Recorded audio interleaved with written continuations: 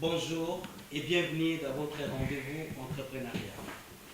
Dans le vif de notre sujet d'aujourd'hui, nous allons échanger avec un expert qui va répondre à vos préoccupations, vous les entrepreneurs d'ici et d'ailleurs. Alors, dans ce nouveau numéro, je suis avec un expert, M. Simon, avec qui j'ai dit déjà bonjour. Bonjour, monsieur Mike. M. Simon, nous sommes venus pour tourner ces magazines avec vous, entrepreneuriat. Vous allez d'abord vous présenter très brièvement avant qu'on entre dans le vif du sujet. Je vous remercie, monsieur Mike, pour cette opportunité que vous m'offrez pour parler aux entrepreneurs, moi-même étant dans les mondes économiques. Je suis Simon Mamba, je suis expert comptable agréé à l'Ordre national des experts comptables de la RD Congo. Je suis assermenté. Je suis à la tête d'une firme d'audit, fiscalité et expertise comptable, dénommée SM Accounting. Et nous sommes installés ici à Kinshasa avec des points à travers la RDC. Mais j'ai aussi une autre casquette. Je suis également au tribunal du commerce où j'exerce la fonction des juges consulaires. Et c'est au tribunal de commerce Kinshasa Matete. Et voilà, je suis aussi actionnaire ou je dirais entrepreneur dans d'autres petites entreprises qu'on a eu à mettre en place ici à Kinshasa. Vous avez participé hier au Forum national de sensibilisation et d'information sur l'ASLECAF. Ça s'est clôturé hier à l'hôtel Béatrice, hier 18 septembre 2019. Qu'est-ce que les gens peuvent vraiment obtenir comme intérêt ou information au cours de ces 48 heures tenues de cette conférence sur la zone de libre-échange continental africain? Merci pour cette question. Je pense qu'il y a eu un forum national sur la sensibilisation de toutes les parties prenantes, hein, les opérateurs économiques, la Commission africaine qui gère cette problématique de la zone. C'est un prélude de ce qui va être fait, parce que pour rappel, il y a eu en 2018 la décision des présidents africains à créer une zone de libre-échange au niveau continental. Et c'est dans ce cadre-là que la RDC, à travers sous le ministère du Commerce extérieur, la RDC a organisé avec l'appui technique de ses bailleurs ou de ses partenaires ce forum-là pour réunir toutes les parties prenantes et recueillir les avis et les observations des uns et des autres, préparer la mise en œuvre de cette zone de libre-échange au niveau continental. Et voilà, nous étions là, nous avons participé pour les comptes du secteur privé et nous pensons que nos observations seront actées et suivies par les décideurs. Aujourd'hui, les entrepreneurs et puis les téléspectateurs comme les auditeurs peuvent réellement comprendre quoi lorsque vous parlez de la ZLECAF? D'accord. La zone de libre-échange économique continentale africaine, ZLECAF, c'est un grand marché. C'est un grand marché. Pour expliquer un tout petit peu, vous savez, c'est aujourd'hui l'Union africaine où les pères fondateurs de l'Union africaine avaient souhaité que l'Afrique puisse avoir un marché commun. Alors, c'est quoi la ZLECAF? En fait, aujourd'hui, il y a des pays avec des frontières tarifaires et non tarifaires. Alors, l'objectif de mettre un marché commun sur les continents africains, c'est d'abord pour l'élimination des droits des douanes. La zone de libre-échange économique va faire tomber les barrières tarifaires avec les droits des douanes. Et ça va faire aussi, il y aura des volets recours commerciaux et tous les obstacles non tarifaires seront abolis. Il y aura la mise en place des règles d'origine, il y aura la coopération douanière entre les différents États et il y aura la facilitation en fait des échanges. C'est là, ces marchés, ces grands marchés que l'Afrique veut mettre en place avec tous les États africains qui ont d'ailleurs déjà signé l'accord de la création de cette zone. Maintenant, nous sommes dans la phase des ratifications. Et il faut dire qu'aujourd'hui, les pays africains, ils sont au nombre de 22, si je ne me trompe pas, qui ont déjà ratifié l'accord ou les traités, ces traités de la zone de libre-échange, et qui, voilà, du coup, cet accord devient obligatoire. Parce que les seuils qui étaient fixés étaient d'avoir 22 ratifications au niveau des gouvernements nationaux, ce qui a été fait dans d'autres pays, et aussi dire qu'aujourd'hui la RDC n'a pas encore ratifié cet accord, et qui, bon, nous pensons qu'il y a des travaux, il y a beaucoup des travaux qui se font au niveau du gouvernement. Bon, peut-être que notre Parlement pourrait ratifier cet accord, surtout avec la volonté du chef de l'État qui a déjà donné un go pour cette zone de libre-échange continentale au niveau de l'Afrique. Ok, avant d'aller peut-être pour prendre une autre question, les ratifications de certains pays du continent, oui, mais l'applicabilité, parce que ce n'est pas seulement, il ne s'agit pas seulement de la ZLECAf, mais vous le savez que la RDC a signé des accords, a ratifié des accords dans plusieurs organisations où la RDC a totalement, reste toujours loin de la mise en application ou de mettre en application toutes ces ratifications que le pays, à travers les dirigeants, ratifie par-ci, par-là. Vous pensez que cette ratification pourra être mise en œuvre sur le plan national, ça veut dire voir palpablement les concernés à bénéficier de cet accord que le pays signe dans certaines organisations internationales? Oui, écoutez, M. Mike, peut-être qu'il faut revenir un tout petit peu sur ces processus de ratification. D'abord, ces traités-là, il y a des phases, hein, bon, il y a des mécanismes juridiques que je ne saurais pas expliquer ici, je ne suis pas en train de donner cours des droits, mais je pense que ça commence par d'abord la signature d'un traité ou de l'accord, et après la ratification, c'est un instrument juridique qui est validé au niveau du Parlement, de notre Parlement. Ça veut dire, aujourd'hui, ce que nous attendons, c'est que tous ces processus soient lancés et que les parlements congolais puissent ratifier. C'est juste donner une force obligatoire à ces traités au niveau aussi de notre arsenal juridique. Maintenant, la question de l'application des traités internationaux ou les traités régionaux, c'est peut-être pas la question à l'ordre du jour, mais moi je reste plus sur le volet économique de cette zone. Cette zone va ouvrir les marchés africains à la RDC. Bon, on parle de toutes les potentialités que la RDC regorge. Ce sont des opportunités, nous allons en discuter tout à l'heure, mais je pense bien qu'aujourd'hui, avec la volonté qui est affichée au sommet de l'État par le président actuel, nous pensons bien que la RDC a intérêt à suivre de près ces dossiers ou cette problématique de l'intégration économique au niveau africain, parce qu'il ne faut pas toujours que nous puissions rester les derniers sur la liste. Les autres sont déjà avancés, nous on va passer du temps à courir derrière, mais il serait bien que nous puissions aussi un jour prendre tous les sérieux qu'il faut pour bénéficier de cette zone de libre-échange continentale. Quelle serait alors l'importance d'adhésion de cette zone de libre-échange pour la RDC? Merci, M. Mike. Les continents africains ou l'Afrique, c'est 1,2 milliard d'habitants.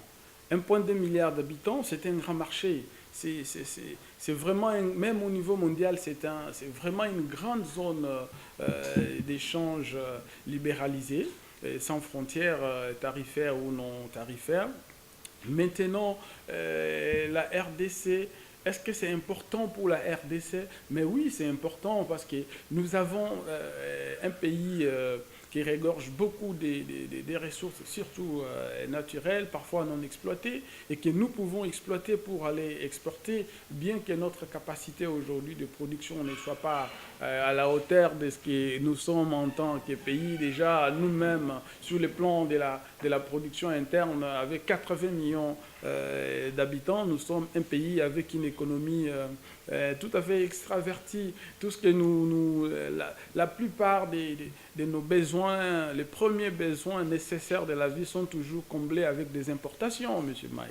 C'est votre costume que vous avez acheté à l'extérieur, c'est mon veston qui vient de Turquie. Voilà, nous sommes plus consommateurs des produits et des services qui viennent de l'extérieur. Maintenant, avec cette zone, nous pensons que nous avons intérêt à travailler très sérieusement sur notre tissu industriel pour que nous puissions produire, transformer. Il faut qu'on mette en place une chaîne de valeur qui puisse partir de l'exploitation de toutes ces ressources, que ce soit minières, naturelles, agricoles, hydrauliques, tout ça, et que nous puissions avoir des usines de transformation sur place. C'est à cette condition-là que nous pouvons dire que voilà l'importance d'accélérer la mise en œuvre de cette zone, parce que nous avons de quoi offrir. Il s'agit bien de la loi de l'offre et de la demande. Ça veut dire que la demande est là, mais quelle est notre offre aujourd'hui, M. Mike? Très chers téléspectateurs de votre magazine Entrepreneuriat et auditeurs, nous sommes en train d'échanger avec M. Simon Mwamba, expert comptable, qui est en train de nous expliquer par rapport au forum qui a eu lieu depuis le 18 septembre à l'hôtel Béatrice, organisé par la zone de libre-échange continentale africain. Et c'est avec lui que nous sommes en train d'échanger. Maître Simon, Monsieur Simon, je ne suis pas avocat. Oui. Connaissons notre économie. Pensez-vous que les opportunités qui découleront de cette zone pourra vraiment être favorables ou bénéfiques pour la RDC? D'abord, en termes d'opportunités, il faut peut-être que je puisse énumérer quelques opportunités qu'il y a avec la création de cette zone au niveau continental. D'abord, la première opportunité, c'est la création des marchés des consommateurs. Vous avez 1,2 milliard d'habitants de l'Afrique qui deviennent du coup vos consommateurs. Ça veut dire que vous avez une demande qui est très forte. Disons que d'ailleurs, comme je le disais tantôt, nous consommons plus tout ce qui est fabriqué à l'extérieur. La production locale aujourd'hui n'arrive pas à combler nos besoins. Nous pensons que la RDC devrait fournir des efforts dans ce sens-là pour bénéficier de ces marchés, pour bénéficier de ces consommateurs qui sont dans d'autres pays. Après, il y a aussi l'autre avantage, l'autre opportunité, c'est l'élimination des droits d'importation et de tous les biens commerciaux. Alors, on n'aura pas à payer des droits des douanes dans ces pays-là quand on va aller pour vendre. Voilà, ce sont des avantages qu'il faut expliquer. Et il y a aussi l'amélioration du climat d'investissement. Ça serait facile parce qu'il ne s'agit pas seulement de la circulation des marchandises, mais aussi il y a la circulation des personnes, et il y a aussi les commerces ou la fourniture des services. Donc tout ça, ça fait partie des leviers qu'il faut utiliser quand cette zone sera effective et qu'aujourd'hui, nous n'avons pas d'autre choix qui est de mettre en place des mécanismes ou des mesures qui peuvent permettre aux entrepreneurs congolais et le monde des affaires congolais pour saisir ces opportunités. Et je ne vais peut-être pas énumérer toutes les opportunités et aller vendre aussi dans d'autres pays africains pour que la RDC se réveille et que nous puissions avoir aussi cette possibilité de faire la visibilité du Congo dans d'autres pays africains. Monsieur Simon Mwamba, parlons de cette climat d'affaires en République démocratique du Congo, que vous invitez d'ailleurs les autorités. À ma connaissance, je sais qu'il y a 4 services qui sont habilités à œuvrer à nos frontières et que sur ces points-là, je crois qu'il y a un travail qui a été fait pour que tout soit affiché. Il y a des pancartes, il y a des affiches pour indiquer. Donc aujourd'hui, il y a quand même de l'ordre au niveau de nos frontières. Est-ce que vous savez, M. Mike, nous, Congolais, nous devrions aussi apprendre à respecter nos lois et surtout à respecter l'ordre économique qui est établi au Congo. Et je crois que le climat des affaires a fait objet de plusieurs conférences, de plusieurs assises, et que tout a été dit, tout a été fait. Aujourd'hui, ce qui manque, c'est peut-être l'application de ce qui a été fait. Ça ne sert à rien de revenir sur des forums qu'on envoie maintenant partout, des forums, mais ce qui a été fait durant toutes ces années passées, il y a quand même des observations, il y a des notes techniques, il y a beaucoup de synthèses de tous ces forums-là qui ont été tenus ici à Kinshasa, et que les recommandations ont été pour que nos frontières soient sécurisées et qu'il n'y ait que 4 services comme prévus par la loi qui peuvent œuvrer à nos frontières. Maintenant, le climat des affaires formant doing business de la Banque mondiale, moi j'ai toujours été contre ces classements parce que c'était à l'interne pour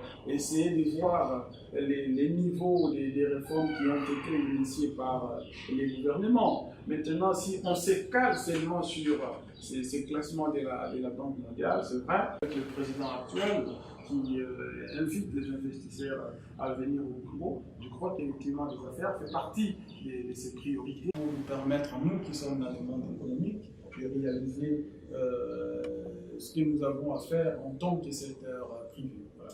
Très chers entrepreneurs, nous sommes en train d'échanger avec M. Simon. Matières premières, parce que c'est pas normal que nous puissions être consommateurs des produits qui sont fabriqués ailleurs et en plus avec nos matières premières. Je pense moi que ça c'est un grand chantier, c'est un grand débat qui devrait intéresser les sommets de l'État pour que la RDC puisse arriver un jour à être industrialisée comme les autres pays. Ben, c'est à cette condition-là que nous pouvons tirer profit de ces grands marchés africains. Parce que si nous ne produisons pas, si la production intérieure est toujours faible, ça veut dire que toutes les parties prenantes vont souffrir, même l'État aussi. Parce que si les autres viennent vendre chez nous, nous serons comme un dépotoir des consommateurs. Nous n'aurons pas à offrir quelque chose aux autres pays. Et en ce moment-là, ça fait que nous ne tirons pas vraiment profit de cette intégration économique régionale africaine. Alors, avant peut-être d'aller pour d'autres questions, quel est l'avenir de l'entrepreneuriat dans cet accord? Tous les entrepreneurs qui vous suivent. D'abord, en tant qu'entrepreneur, mon avis personnel, c'est que nous devons aller à côté des autres et pas rester derrière les autres. Entrepreneurs congolais, nous avons beaucoup de défis aujourd'hui. L'entrepreneuriat au Congo, c'est vrai qu'il y a beaucoup de réformes qui ont été initiées par les gouvernements pour faciliter les affaires au Congo. Aujourd'hui, nous avons un guichet unique de création d'entreprises avec des coûts à la création bas, $80 pour une personne morale et $30 pour une personne physique et un établissement. Et voilà, ça ce sont des initiatives à louer et nous félicitons d'ailleurs en passant les DG du guichet unique de création d'entreprise qui fait un travail formidable. Et là, il faut continuer. Ça doit être un processus d'amélioration continue. Il faut continuer à améliorer. Il faut trouver des bonnes personnes. Il faut valoriser les capitaux humains dans ces structures-là, l'ANAPI, toutes ces parties prenantes qui contribuent à améliorer le climat des affaires pour faciliter l'entrepreneuriat. Les plus grands défis que les entrepreneurs congolais ont souvent, c'est la question de financement. Heureusement que nous avons appris, je n'ai pas encore de preuves, mais j'aurais appris qu'il y a des fonds, il y a un fonds de garantie qui sera mis en place par les gouvernements pour soutenir les entrepreneurs congolais. Comment les entrepreneurs vont accéder aux capitaux, au financement. Et aussi, la bonne nouvelle, c'est aussi la libéralisation du secteur des assurances.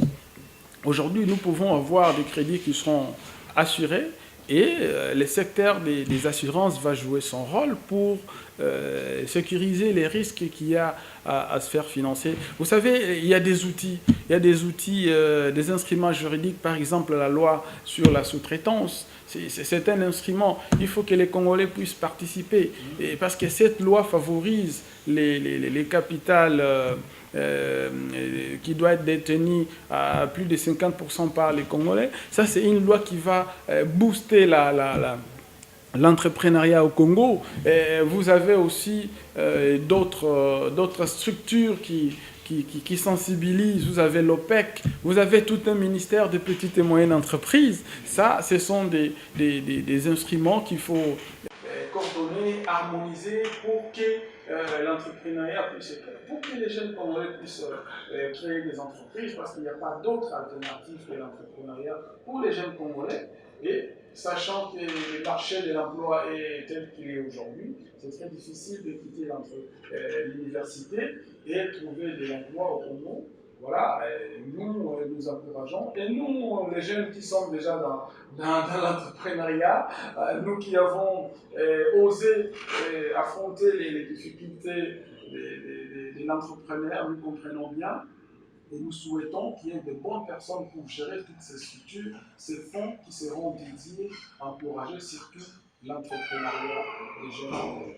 Très récemment, le chef de l'État a fait un déplacement spécialement au Nigeria, à Abuja, juste pour participer à un sommet sur la valorisation de l'entrepreneuriat en Afrique. Parce que, comme vous le savez très bien, aussi longtemps que l'entrepreneuriat en Afrique, les entrepreneurs pourront quand même faire de leur mieux, ne fût-ce que 100 jeunes Congolais qui entreprennent arrivent à engager peut-être 2 ou 5 personnes dans leur entreprise. Ça va réellement aider le gouvernement aussi à être un peu libre dans les contextes de création de l'emploi. Alors, vous avez un mot par rapport à la participation du chef de l'État à ces sommets-là à Abuja récemment?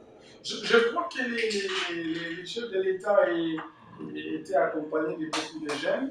Et ce qu'il faut dire, c'est qu'il y a le ministère de la jeunesse qui encadre les jeunes. Et je crois qu'il y a pas mal de bons projets qui vont être réalisés au Congo pour les jeunes.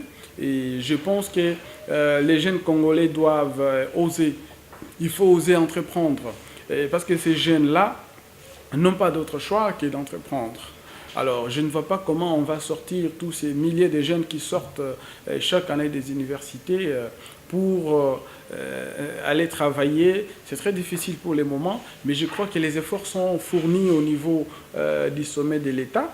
Et il faut que la RDC puisse être aussi présente dans ces forums-là, les forums internationaux ou régionaux qui parlent de l'entrepreneuriat. Il faut que les jeunes Congolais soient accompagnés parce que, comme je vous dis, moi-même je suis dans l'entrepreneuriat.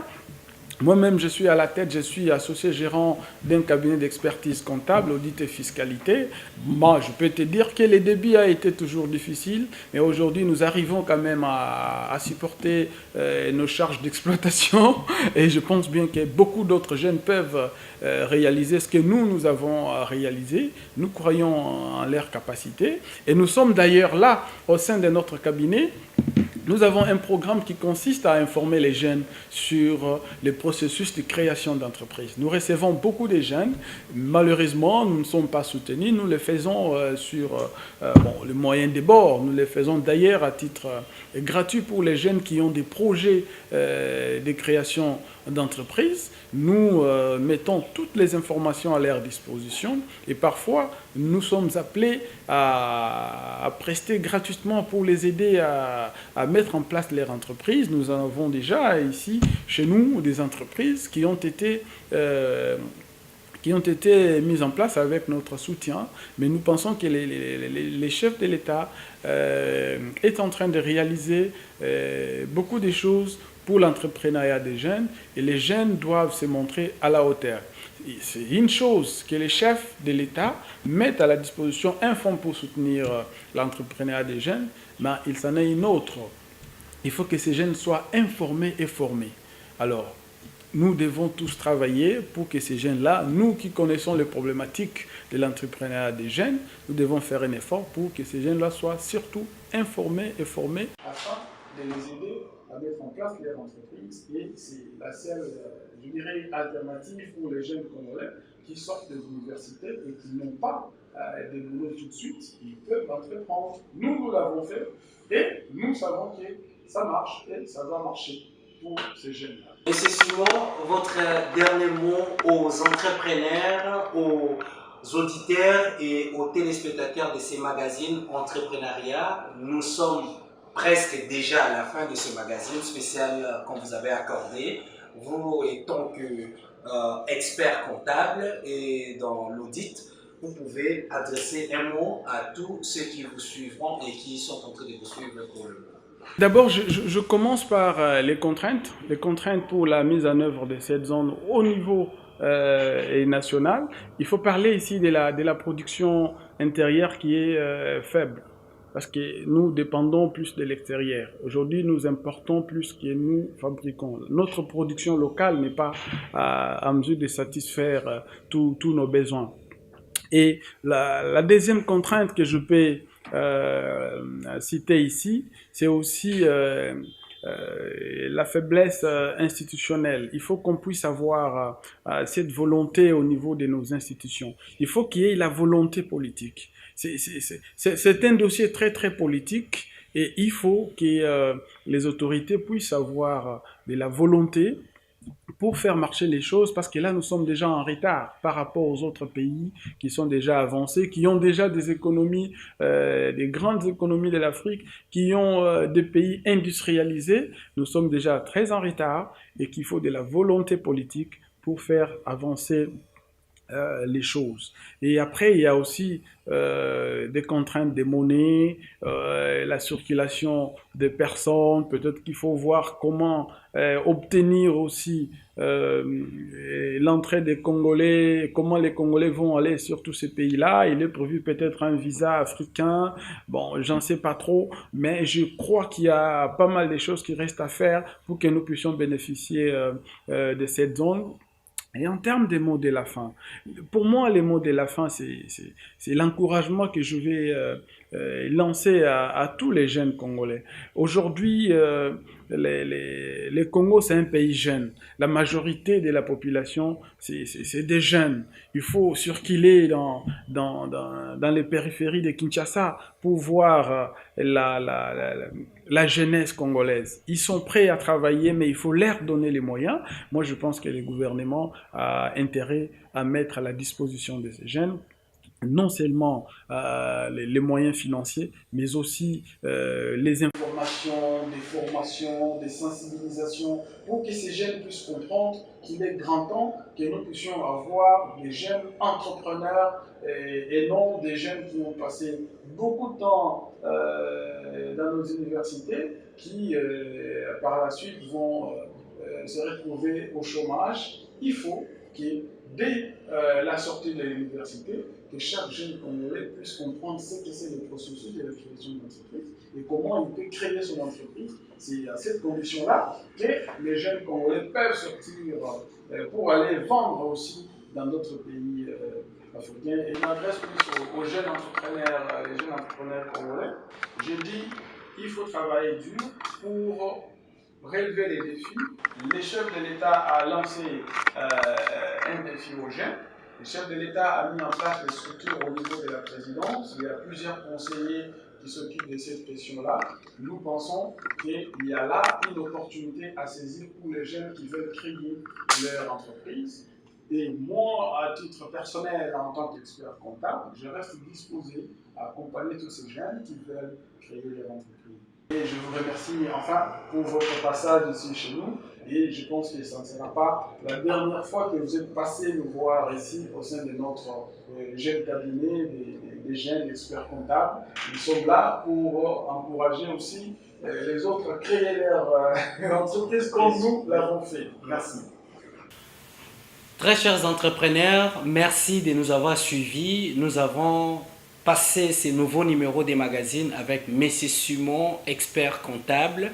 Il nous a éclairci sur l'apport de la zone de libre-échange continental africain qui a eu 48 heures de séminaire à Kinshasa. Ça s'est clôturé C'est mercredi 18 septembre à l'hôtel Béatrice. Ça nous a intéressé parce que dans le cadre de votre magazine Entrepreneuriat, le jeune qui veut entreprendre doit s'imprégner de toutes ces informations et avec des protagonistes à la matière qui doivent leur éclaircir. C'était la vraie raison qui nous avait poussé à aller chercher cet expert. Vous suivrez votre magazine sur la radio Liberté de Kinshasa chaque dimanche à partir de 20h jusqu'à 20h30. Et une bonne nouvelle pour vous, vous pouvez suivre votre magazine sur une chaîne de télévision partenaire, Magic Télévision, chaque vendredi à partir de 19h30 et la rediffusion chaque lundi à partir de 11h pile. Votre magazine, vous pouvez suivre ça aussi sur notre chaîne YouTube Entrepreneuriat TV et au jour d'un patriote. Quant à moi, je vous dirai déjà au revoir. Restez chez vous avec la paix du Seigneur. Merci.